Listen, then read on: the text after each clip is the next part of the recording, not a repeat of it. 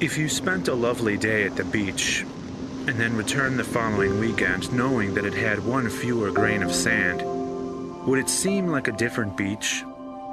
So too would the universe continue in its ways if humanity weren't here to witness it. The universe is absolutely massive, and we are virtually insignificant in it. I've seen no evidence that the rest of the universe cares we exist or is even capable of caring. But I don't really need validation from the rest of the universe to find my own life important. Why are you, and why was I, willing to sacrifice my humanity, sacrifice the sum total of human experience and interaction, the sum total of human knowledge, on the altar of a dream?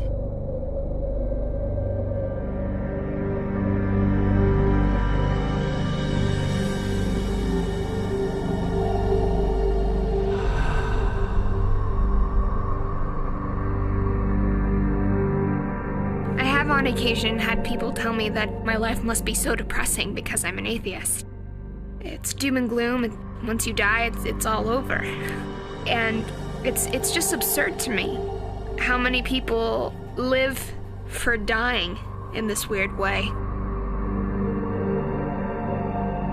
I think fragile, fearful humans were terrified of death, and so they wrote their own ending to the story.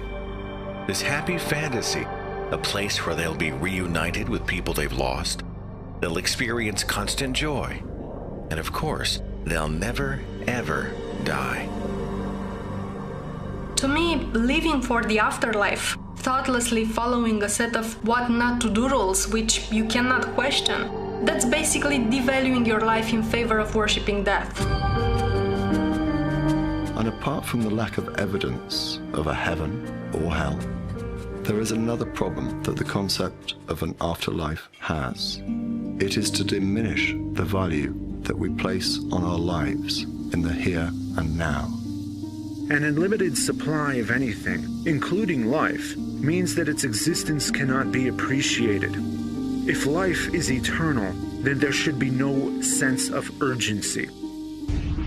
The worst aspect of Western monotheism is their system of judgment, wherein it doesn't matter how good or bad you were in life. You won't be judged according to your deeds the way you should be. It doesn't matter what an evil, selfish, sadistic, bigoted victimizer you were in life. All sins can be forgiven if you but believe. I do not fear being dead, but the concept of the alternatives offered by the religious do trouble me. Consider the more palatable alternative of the two, heaven as opposed to hell. Whilst descriptions of heaven are as diverse as those who believe in heaven, there does appear to be one constant. It will last for eternity. Imagine that. Imagine eternity. Given eternity, everything that can be accomplished will be accomplished. Beyond all achievements, there would be only limitless, pointless existence. The first 100 years may be possible. The first 1,000 more painful. The first 10,000 insufferable. But this is just the start. An eternity in heaven would be hell for me.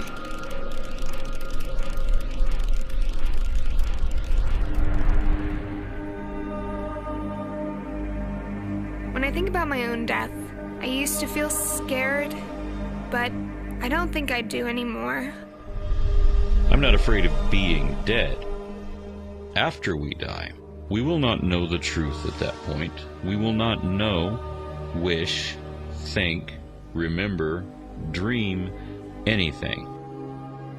When we look at what a human being is, what their identity is, that I am this collection of my memories, my hopes, my dreams, my desires, my consciousness exists as a product of the brain that is in this body.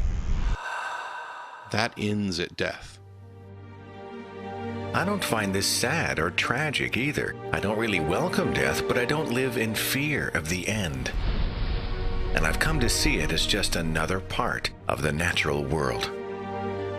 And to borrow from Mark Twain, I have been dead for billions and billions of years before I was born, and not suffered the slightest inconvenience from it.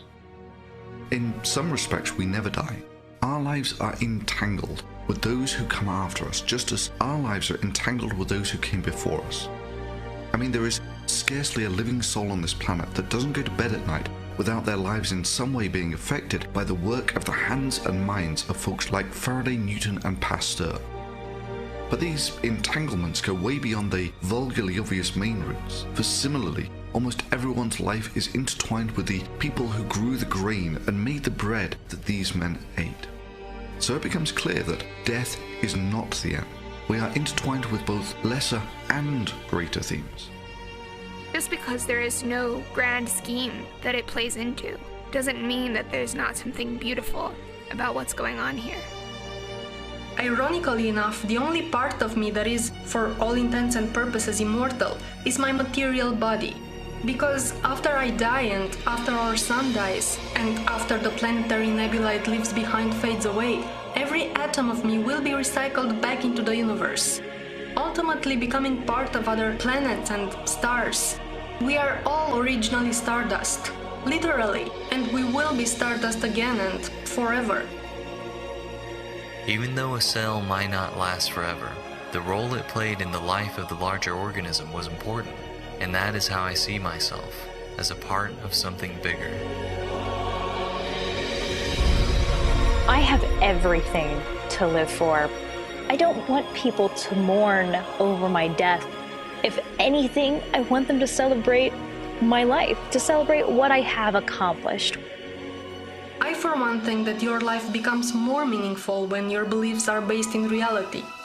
Knowing that this life is the only one I have makes me a lot more conscious of my actions. Makes me want to do something with this short life I have. Make some improvement in the world, however small it may be. There's too much to learn, there's too much to see, there's too much to know, there's too much to experience. I'm not just going to exist. I'm going to live.